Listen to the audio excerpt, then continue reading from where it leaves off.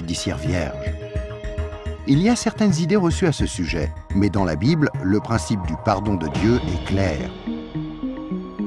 Nous ne sommes pas pardonnés en étant baptisés ou confirmés, ni même en priant occasionnellement, ou en allant à l'église, ou en croyant en Dieu, ou en essayant d'être bons. Ce sont toutes de bonnes choses, mais aucune ne nous accorde le pardon. Jésus a dit qu'il y a deux choses que nous devons faire pour être pardonnés. La première est que nous devons avoir la volonté de nous détourner de tout ce que nous savons être mal et demander pardon à Dieu. Remarquez le mot « volonté ». Il y a peut-être certaines choses que nous nous sentons incapables de renoncer par nos propres forces, telles que dépendance, mauvaises habitudes ou des obsessions. Mais là n'est pas le problème.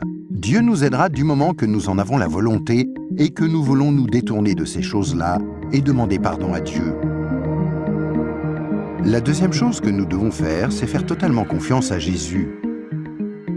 Si Dieu t'a créé, ainsi que l'univers tout entier, ne penses-tu pas qu'il mérite d'être la personne au centre de ta vie?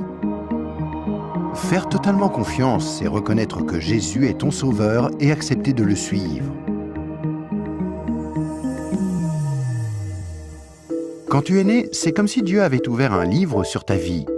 Maintenant, garde en tête que Dieu voit tout ce que tu fais.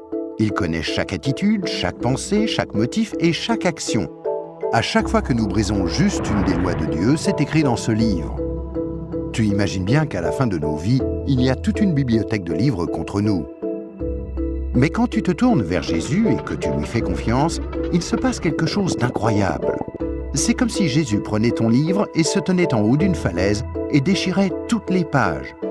Le casier judiciaire entier de tout ce que tu as fait de mal et les jeter dans la mer la plus profonde.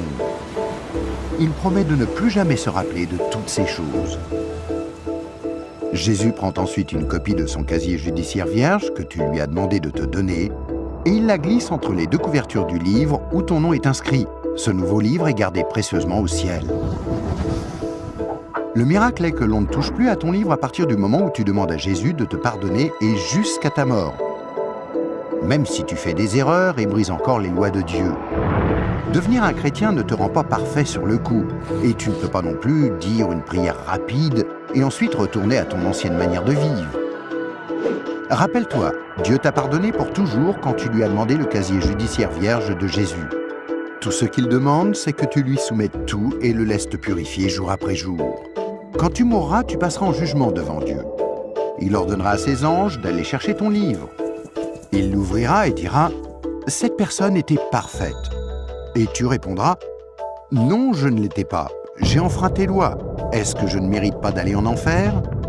Et Jésus te dira « Selon la justice, tu mérites d'aller en enfer. Tu as enfreint mes lois, et certaines, de nombreuses fois. Mais, mon enfant, tu as